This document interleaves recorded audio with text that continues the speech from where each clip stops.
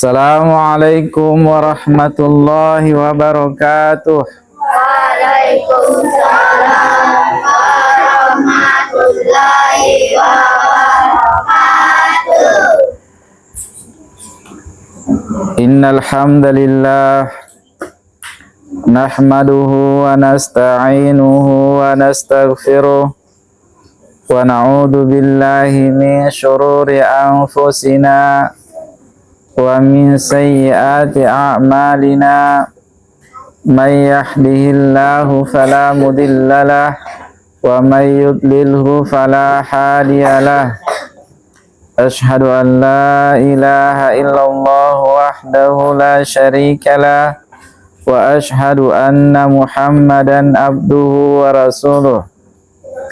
Ya ayyuhalladzina amanu taqullaha haqqa tuqatih wa la tamutunna illa wa antum muslimun. Ya ayyuhalladzina amanu taqullaha wa qulu qawlan sadida yuslih lakum a'malakum wa yaghfir lakum dhunubakum wa may yuti'illaha wa rasulahu faqad faza fawzan 'azima. Amma ba'd, fa inna asdaqal hadithi kitabullah wa khairal hadi Muhammadin sallallahu alaihi wasallam wa syarrul umuri muhdatsatuha fa inna kulla muhdatsatin bid'ah wa kulla bid'atin dhalalah wa kulla dhalalatin finnar. Alhamdulillah, segala puja dan puji hanyalah milik Allah Azza wa Jal yang tidak ada satupun nikmat yang dirasakan oleh seorang hamba kecuali nikmat itu berasal darinya.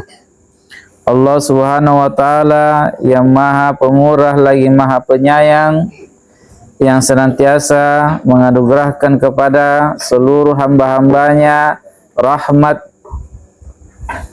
dan kasih sayangnya. Adik-adikku sekalian, semoga Allah Subhanahu wa taala merahmati kalian seluruhnya. Ketahuilah bahwa Allah Subhanahu wa taala pernah berfirman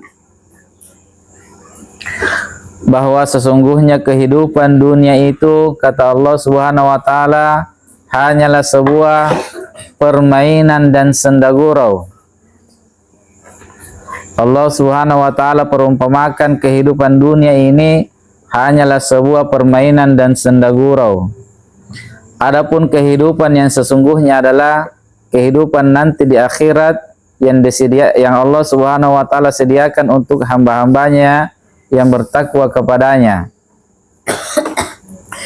Oleh karena itu, adik-adikku sekalian, apabila kita merenungi kehidupan ini, maka tentulah kita akan bisa mengambil sebuah kesimpulan bahwa betul-betul apapun yang ada dalam kehidupan dunia ini, semuanya itu hanyalah sebuah permainan dan senda gurau. Dan semuanya itu akan berlalu. Semuanya itu akan binasa. Dan semuanya itu bersifat fana, bersifat sementara. Adapun negeri akhirat adik-adikku sekalian, segala apa yang ada di negeri akhirat itu bersifat kekal dan tidak akan pernah hilang. Dan perlu untuk kita ketahui adik-adikku sekalian, semua kebahagiaan dan kesedihan yang ada di dunia ini itu semuanya pasti akan berlalu, semuanya pasti akan ada batasannya.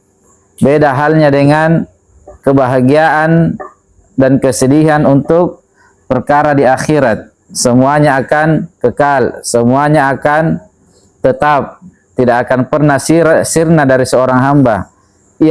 Yang berbahagia akan terus bahagia, dan yang akan celaka terus berada di atas kecelakaannya. Waliyadu billah. Oleh karena itu adik-adikku sekalian, mari kita senantiasa merenungi perkara ini dan mari kita senantiasa berpikir dengan cara berpikir yang paling baik. Mana di antara dua tempat ini yang paling kita upayakan untuk kita bisa raih? Apakah kita hanya puas? Apakah kita hanya senang apabila cita-cita keduniaan kita itu diraih semata, ataukah ada di antara kita yang malah sebaliknya, cita-citanya, seluruh usahanya, seluruh daya dan upayanya dia kerahkan untuk mencari negeri akhirat, dia kerahkan untuk mencari surga Allah Subhanahu wa taala yang penuh dengan kenikmatan, yang tidak ada lagi sengsara di dalamnya.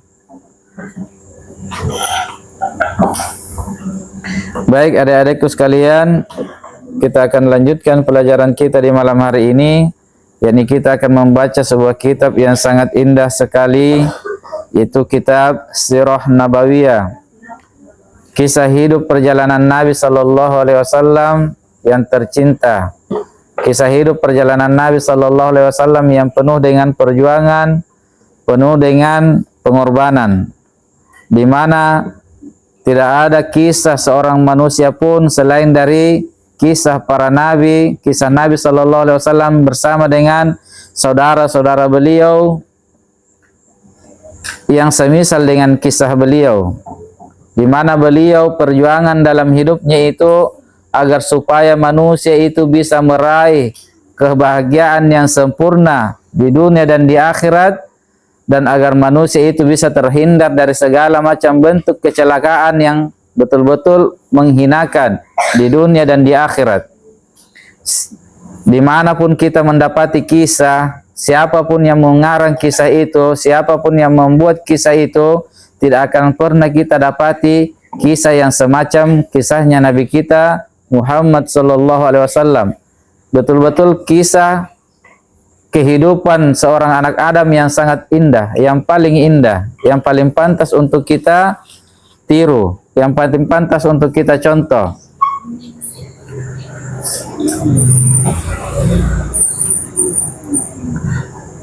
Dan ini adalah merupakan salah satu syarat kalau kita mau masuk ke dalam surganya Allah Subhanahu wa taala. Wajib untuk setiap muslim dan muslimah untuk mengetahui tentang perkara apa yang diperjuangkan oleh Nabi Sallallahu Alaihi Wasallam semasa hidupnya. Kalau mereka bodoh dalam perkara ini, kalau mereka tidak tahu perjuangan Nabi Sallallahu Alaihi Wasallam, apa yang diperjuangkan oleh Nabi Sallallahu Alaihi Wasallam dalam kehidupannya, maka belumlah benar keislamannya. Dikarenakan adik-adikku sekalian, keislaman itu didasari dengan dua kalimat syahadat. Asyhadu an la ilaha illallah wa asyhadu anna Muhammadar Rasulullah. Persaksian kita bahwa tidak ada Tuhan yang berhak disembah kecuali Allah, yaitu mengharuskan kita betul-betul mentauhidkan Allah Subhanahu wa taala, dan terlarang, tidak boleh untuk kita menjadikan tandingan untuk selain Allah Subhanahu wa taala siapapun dia. Kemudian persaksian kita bahwa Nabi Muhammad Sallallahu Alaihi Wasallam adalah utusan Allah, itu mengharuskan kita betul-betul mengikuti jejak-jejak beliau, mentaati beliau dalam segala perkara ibadah yang kita kerjakan kepada Allah Subhanahu wa taala. Dan tidak akan mungkin kita bisa beribadah kepada Allah Subhanahu wa taala sesuai dengan tata cara Nabi Sallallahu Alaihi Wasallam kalau kita tidak mengetahui kisah kehidupan beliau, sejarah kehidupan beliau, sejarah perjuangan beliau, dan sunnah-sunnah beliau Sallallahu Alaihi Wasallam. Oleh karena itu adik-adikku sekalian, pelajaran kita malam hari ini adalah pelajaran yang sangat berharga, pelajaran yang merupakan perkara yang akan melengkapi atau menyempurnakan syahadat kita, yaitu syahadat wa asyhadu anna Muhammadar Rasulullah. Baik, kita sudah menjelaskan, kita sudah melewati pembahasan tentang bagaimana beratnya penyiksaan yang dialami oleh Nabi Sallallahu Alaihi Wasallam bersama para sahabatnya di awal-awal Islam. Kemudian kaum musyrikin telah melakukan berbagai macam daya dan upaya untuk menggagalkan dakwah-dakwah yang diemban oleh Nabi sallallahu alaihi wasallam dengan berbagai macam cara. Kadang mereka menyiksa, kadang mereka memaki-maki, kadang mereka melakukan negosiasi bersama Abu Thalib. Mereka menginginkan agar Abu Thalib ini yang menekan dakwahnya Nabi sallallahu alaihi wasallam, yang melarang, yang mencegah dakwahnya Nabi sallallahu alaihi wasallam, dan kadang mereka mengancam ingin memerangi Nabi sallallahu alaihi wasallam. Oleh karena besarnya tekanan, ancaman dari kaum musyrikin Quraisy ini, akhirnya Nabi sallallahu alaihi wasallam memilih sebuah tempat untuk Nabi sallallahu alaihi wasallam mempersiapkan mental para sahabatnya. Nabi sallallahu alaihi wasallam mendakwahkan agama Allah dengan cara sembunyi-sembunyi di Darul Arqam. Disinilah beliau betul-betul mempersiapkan mentalnya para sahabat.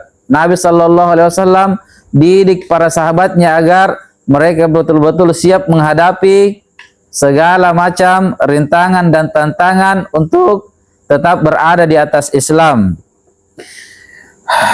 Jadi kita sudah masuk pada pembahasan Nabi sallallahu alaihi wasallam berdakwah di Darul Arqam. Menghadapi berbagai situasi kritis ini, Nabi sallallahu alaihi wasallam mengambil dua langkah strategis. Sebagai langkah pertama, Nabi sallallahu alaihi wasallam menjadikan rumah Al-Arqam bin Abul Arqam Al-Makhzumi sebagai markas dakwah, ibadah serta tempat pendidikan. Jadi Nabi sallallahu alaihi wasallam untuk menghadapi berbagai macam penyiksaan dari kaum musyrikin, Nabi mengambil dua langkah, mengambil dua jalan. Salah satu langkahnya, Nabi sallallahu alaihi wasallam memilih jalan untuk sembunyi-sembunyi di Darul Arqam untuk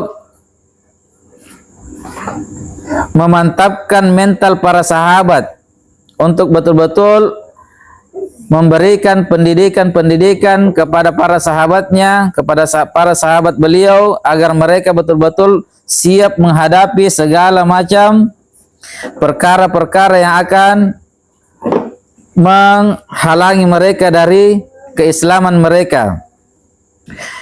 Karena rumah tersebut berada di kaki Bukit Safah dan jauh dari pandangan orang-orang yang zalim, dari pandangan kaum musyrikin. Jadi beliau memilih untuk berdakwah di Darul Arqam ini karena jauh dari pandangan musuh-musuh Allah ketika itu, sehingga beliau di sana bebas mendidik para sahabat-sahabat beliau. Maka Nabi sallallahu alaihi wasallam berkumpul bersama para sahabat di rumah tersebut secara sembunyi-sembunyi. Kemudian Nabi sallallahu alaihi wasallam membacakan kepada mereka ayat-ayat Allah, membersihkan jiwa-jiwa mereka, mengajari mereka Alkitab dan Al-Hikmah, yaitu sunnah-sunnah. Maka cara seperti ini lebih bisa melindungi para sahabat dari berbagai kemungkinan yang bakal terjadi dibandingkan jika Nabi sallallahu alaihi wasallam menggelar perkumpulan secara terang-terangan dan terbuka. Jadi Nabi sallallahu alaihi wasallam memilih jalan untuk sembunyi-sembunyi mendakwahkan Islam, mendidik para sahabatnya, dikarenakan kalau Nabi sallallahu alaihi wasallam secara terang-terangan, mereka akan senantiasa diganggu, diperangi, dizalimi, dianiaya oleh kaum musyrikin ketika itu. Karena Nabi sallallahu alaihi wasallam bersama para sahabat beliau, mereka belum memiliki kekuatan, mereka belum memiliki prajurit-prajurit yang akan melindungi mereka, sehingga mereka harus bersembunyi dari pandangan kaum musyrikin untuk mendakwahkan Islam. Sedangkan Nabi sallallahu alaihi wasallam sendiri yang beribadah kepada Allah Subhanahu wa taala dan berdoa kepadanya secara terang-terangan di hadapan orang-orang musyrik, tidak bisa terhindar dari kezaliman, permusuhan, ejekan dan olok-olokan, dan itu semua terjadi karena hikmah dari Allah Subhanahu wa taala, sehingga dakwah tersebut sampai kepada orang yang mau maupun tidak mau beriman. Dengan demikian manusia tidak punya alasan lagi di hadapan Allah Subhanahu wa taala setelah sampainya dakwah ini, dan supaya tidak ada lagi orang yang mengatakan di hari kiamat kelak tidak pernah sampai kepada kami orang yang memberi kabar gembira dan memberi peringatan. Jadi maksud beliau pengarang buku ini, beliau mengatakan sedangkan Nabi Shallallahu Alaihi Wasallam saja yang memiliki pelindung yang senantiasa dilindungi oleh paman beliau, itu tidak luput juga dari berbagai macam teror, dari berbagai macam siksaan dan penganiayaan, caci makian dari kalangan kaum musyrikin, apalagi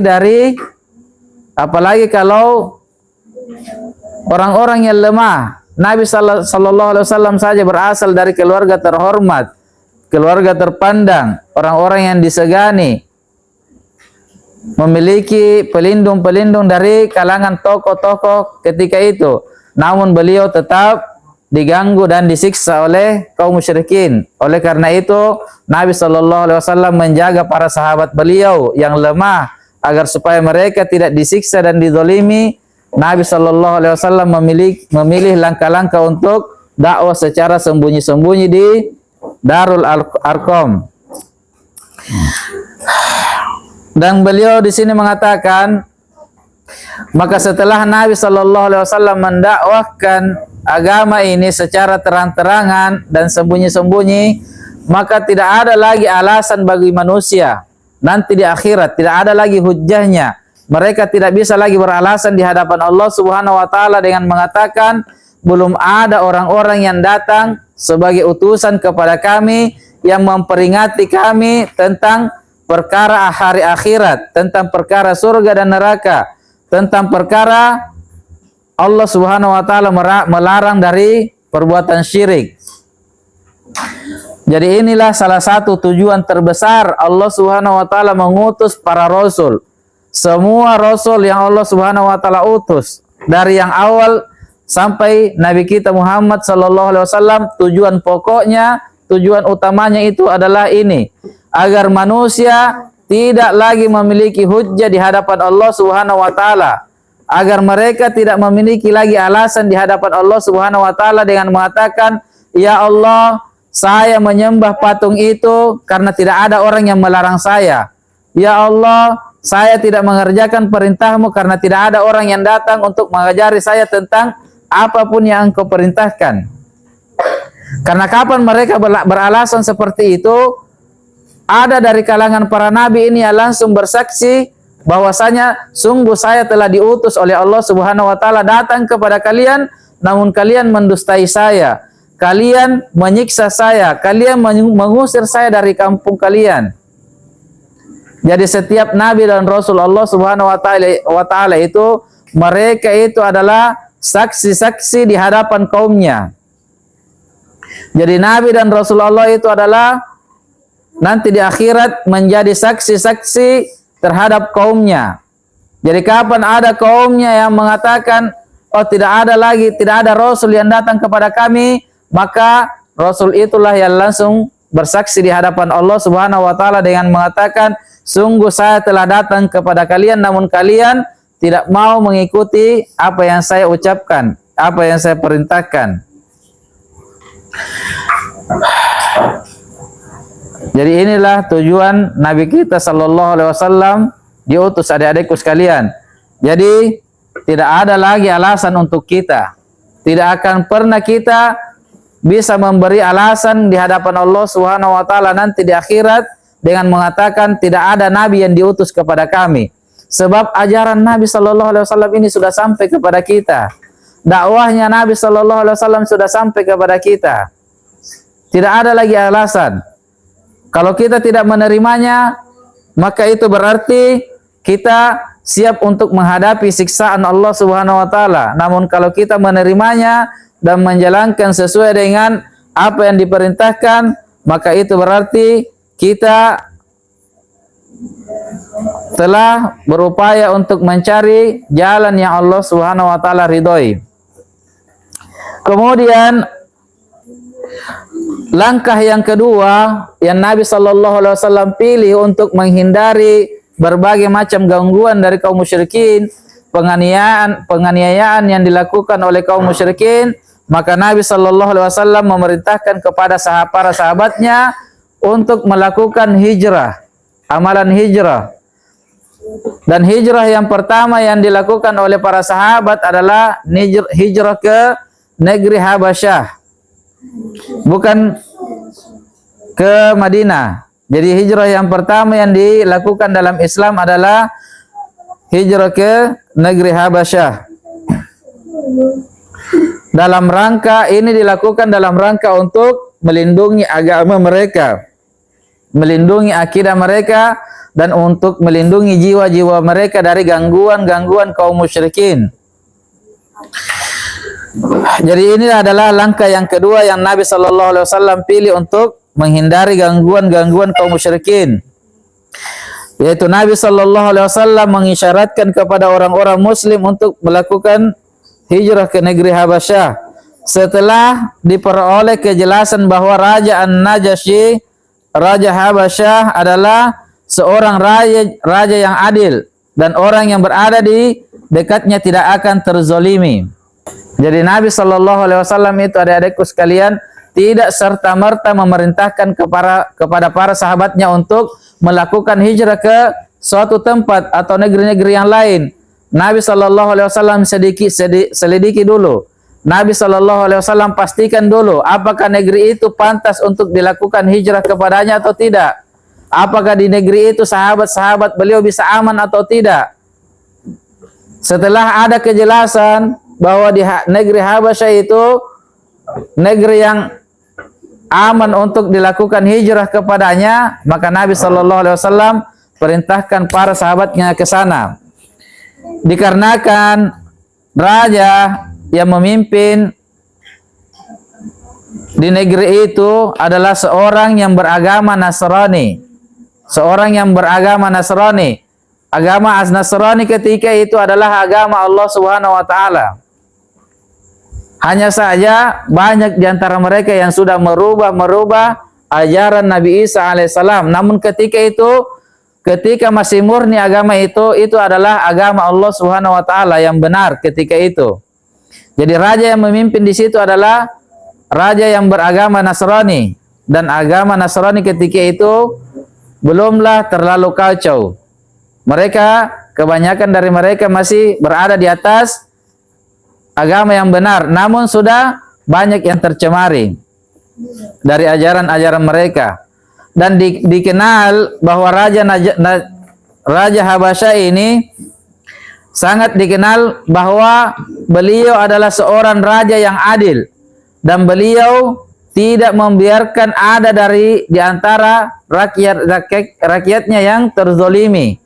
Beliau akan senantiasa membela kalau ada di antara rakyatnya yang dizolimi. Beliau adalah seorang raja yang adil.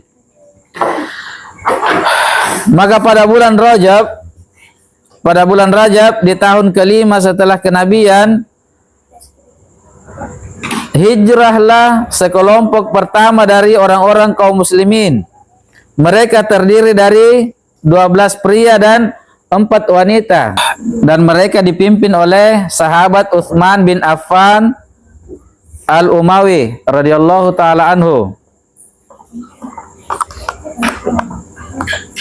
Beliau berangkat bersama dengan istrinya, yaitu Ruqayyah bintu Muhammad sallallahu alaihi wasallam, yaitu anaknya Nabi sallallahu alaihi wasallam. Dan mereka ini merupakan keluarga pertama yang melakukan hijrah di dalam Islam setelah Nabi Ibrahim alaihissalam dan Nabi Lut alaihissalam.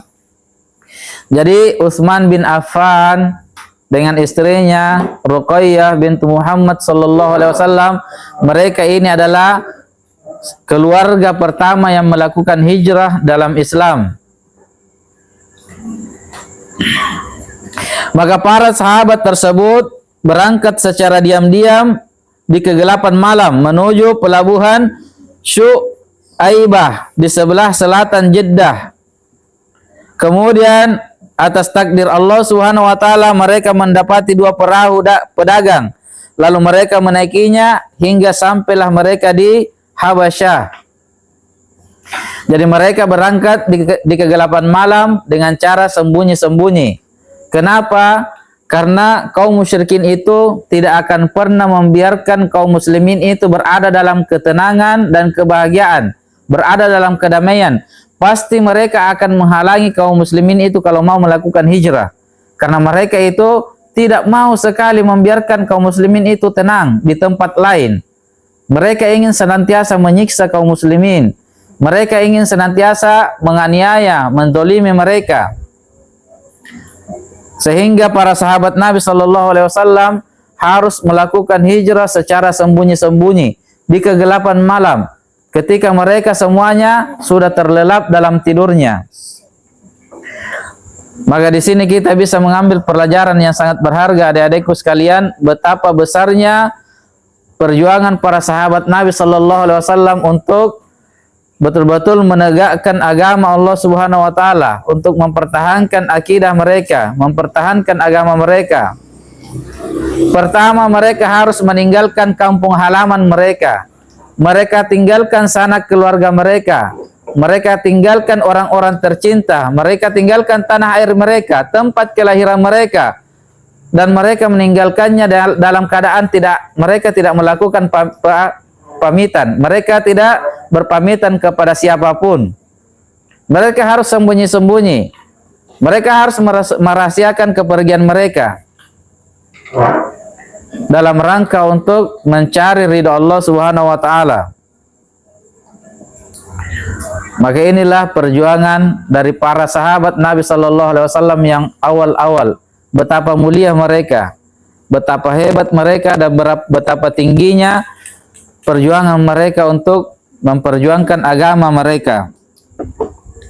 Mereka rela meninggalkan semua yang mereka cintai untuk mereka bisa meraih ridho Allah Subhanahu wa taala. Semua orang yang paling mereka cintai, keluarga mereka, orang tua mereka, anak mereka, saudara mereka, kerabat mereka, tetangga mereka, tanah kelahiran mereka, harta mereka, semuanya mereka tinggalkan dalam rangka untuk mencari ridho Allah Subhanahu wa taala. Mereka ingin pergi berpindah ke negeri di mana di negeri itu sama sekali tidak ada keluarga mereka di situ, tidak ada harta mereka di situ, tidak ada teman mereka di situ, tidak ada sahabat mereka di situ. Mereka asing di situ. Tidak ada yang mengenal mereka di negeri itu. Namun mereka lebih memilih negeri itu untuk mereka tinggali, untuk menjaga agama mereka dan untuk meraih ridho Allah Subhanahu wa taala. Maka inilah adik-adikku sekalian yang menjadi pelajaran yang sangat berharga untuk kita. Betapa besar perjuangan para sahabat Nabi Sallallahu Alaihi Wasallam untuk mereka bisa menegakkan agama Allah Subhanahu wa taala.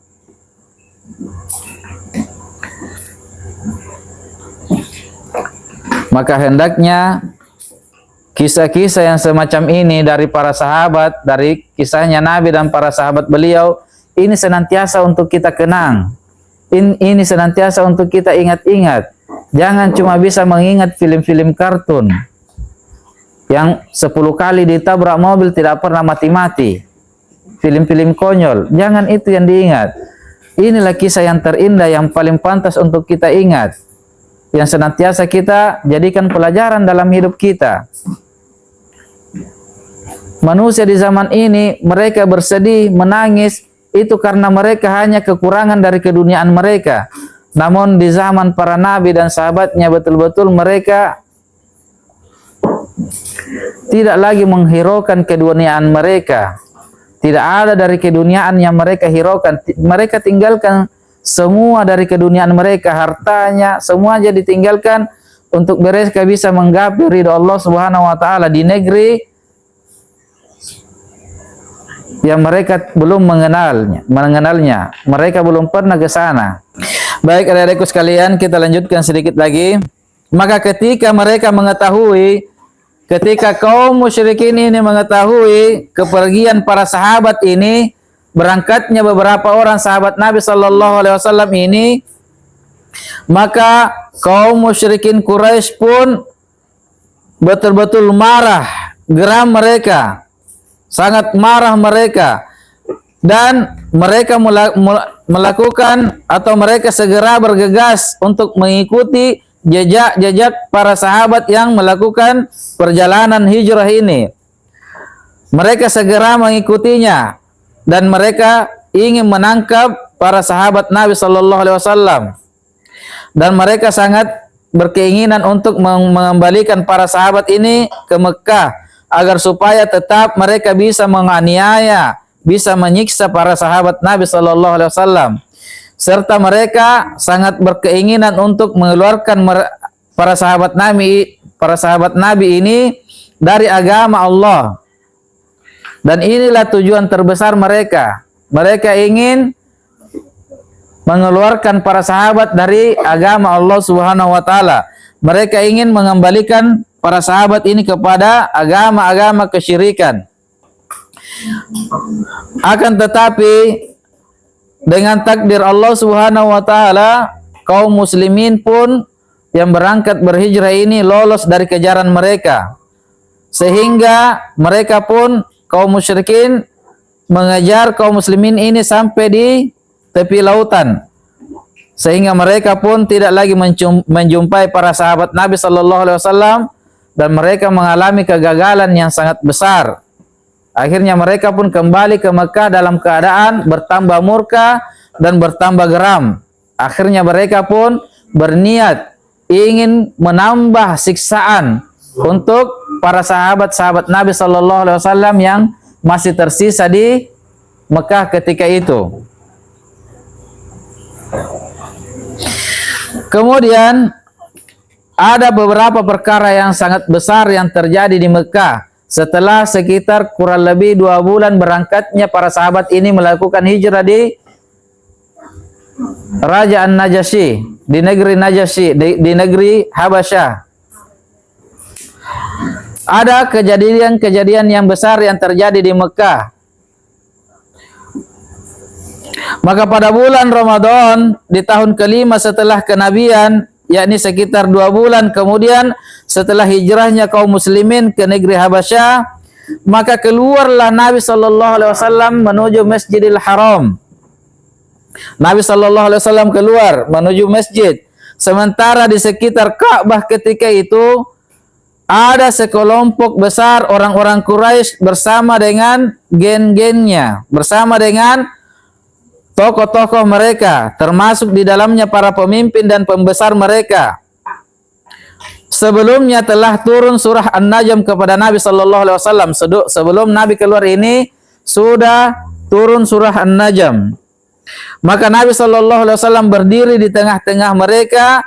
Kemudian dengan serta-merta Nabi Sallallahu Alaihi Wasallam membaca surah An-Najm kepada mereka di hadapan kaum musyrikin. Dan surah An-Najm ini di dalamnya terdapat kalimat-kalimat yang betul-betul menakjubkan, yang sama sekali belum pernah didengar oleh kaum musyrikin. Nabi Sallallahu Alaihi Wasallam bacakan surah yang betul-betul menakjubkan ini di hadapan mereka. Maka mereka kaum musyrikin pun ketika itu terpukau. Mereka sangat terpukau akan kehebatan kalimat-kalimat yang terdapat dalam surah An-Najm ini. Dan surah ini menjadikan mereka betul-betul hanyut sepenuhnya. Mereka terpukau, terdiam, dan tertegun mendengarnya. Sehingga sampai ketika Nabi Sallallahu Alaihi Wasallam sudah sampai kepada sebuah ayat di mana Allah Subhanahu wa taala berfirman, "Fasjudu lillahi wa'budu." Maka setelah membaca ayat ini, Nabi Sallallahu Alaihi Wasallam pun sujud. Ini adalah ayat-ayat sajadah. Disunnahkan untuk sujud ketika mendengar bacaan ini, ayat ini. Kata Allah Subhanahu wa taala, "Sujudlah kalian kepada Allah dan beribadahlah kalian kepada Allah Subhanahu wa taala." Maka setelah Nabi membaca surah ayat ini, Nabi pun sujud.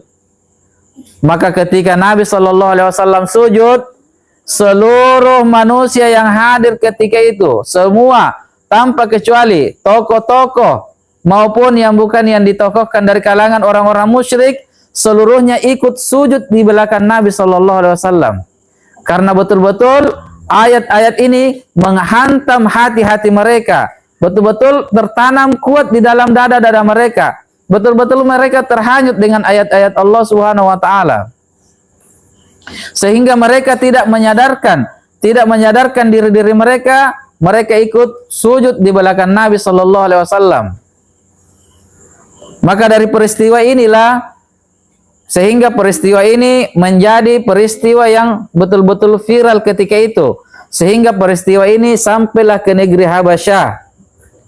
Namun peristiwa ini datang ke negeri Habasyah tidak sebagaimana yang kenyataannya. Yang datang ke negeri Habasyah bahwasanya seluruh manusia kaum musyrikin yang ada di Mekah itu telah beriman kepada Nabi sallallahu alaihi wasallam karena mereka semuanya sujud di belakang Nabi. Padahal mereka belumlah beriman. Mereka ikut sujud di belakang Nabi hanya sekedar karena mereka terpukau dan mereka tidak bisa menahan keindahan dari ayat-ayat Allah Subhanahu wa taala sehingga mereka tidak menyadari diri-diri mereka sujud di belakang Nabi. Namun setelah itu, setelah mereka bangkit dan mereka sudah mulai tersadarkan, mereka baru mulai mencaci diri-diri mereka. Mereka mengatakan, apa yang kita lakukan ini? Ada apa ini? Apakah kita sujud kepada Tuhannya Muhammad bersama Muhammad sallallahu alaihi wasallam? Mereka mulai tersadarkan dari perilaku yang mereka barusan lakukan. Dan mereka kembali kepada kekufuran mereka. Maka peristiwa ini membuat para sahabat Nabi sallallahu alaihi wasallam yang berada di Habasyah ketika itu mereka pun bergembira dan mereka berkeinginan untuk bisa kembali ke Mekah bertemu dengan keluarga-keluarga mereka karena mereka mendapatkan kabar bahwa di Mekah ketika itu semuanya sudah beriman kepada Nabi sallallahu alaihi wasallam, padahal berita ini tidaklah benar. Berita tentang sujudnya kaum musyrikin di hadapan Nabi di belakang Nabi sallallahu alaihi wasallam itu benar. Namun keimanan mereka itu tidak benar. Karena setelah itu mereka kembali kepada kekufuran mereka. Dan diriwayatkan oleh Al-Imam Bukhari dari Ibnu Mas'ud radhiyallahu taala anhu bahwasanya Nabi sallallahu alaihi wasallam membaca surah An-Najm, kemudian beliau sujud dengannya, maka tidak tersisa seorang pun dari banyak orang yang ada di sana, melainkan semua di antara mereka bersujud bersama Nabi sallallahu alaihi wasallam. Lalu ada seseorang dari kumpulan manusia itu yang lebih memilih untuk mengambil segenggam kerikil atau tanah, kemudian diangkatnya kepada wajah mereka sambil berkata, cukuplah bagiku dengan ini. Dan sungguh Ibnu Mas'ud mengatakan beliau betul-betul melihatnya orang ini. Setelah itu dia itu mati dalam keadaan di atas kekafiran. Dan orang itu adalah Umayyah bin Khalaf yang terbunuh pada peperangan Badar. Jadi ini adik-adikku sekalian ya, ini di antara perjalanan dakwah Islam di awal-awal Islam. Betapa mereka itu betul-betul digoncang dengan berbagai macam ujian. Orang-orang yang beriman di awal-awal Islam itu betul-betul luar biasa. Betul-betul mereka itu digoncang dengan berbagai macam ujian dan cobaan. Untuk betul-betul membuktikan apakah mereka itu betul-betul kuat keimanannya atau mereka tidak tahan mempertahankan keimanan mereka dengan ujian-ujian Allah Subhanahu wa taala. Namun ketahuilah adik-adikku sekalian, sahabat-sahabat Nabi sallallahu alaihi wasallam yang awal itu mereka seluruhnya adalah sahabat yang betul-betul jujur di atas keimanannya. Tidak ada satupun sahabat yang tergolong dalam kategori orang munafik di awal-awal Islam, tidak ada satupun. Dikarenakan adik-adikku sekalian tidak ada sama sekali untungnya menjadi orang munafik ketika itu. Karena orang munafik itu ciri khasnya orang munafik itu ciri khasnya dia melakukan sesuatu yang dia hanya berpura-pura untuk meraih keuntungan. Dia hanya berpura-pura masuk Islam untuk meraih keuntungan duniawi. Namun bagaimana mungkin orang bisa menjadi orang yang munafik di zaman awal-awal Islam, sementara tidak ada satupun sedikit pun keuntungan dunia yang bisa diraih ketika awal-awal Islam. Di masa-masa awal Islam itu sedikit pun tidak ada keuntungan yang bisa diraih, sehingga ketika itu tidak ada satu orang pun yang munafik. Kapan mereka berislam di awal-awal Islam, maka keislamannya pasti benar, keislamannya pasti jujur, keimanannya itu adalah keimanan yang jujur.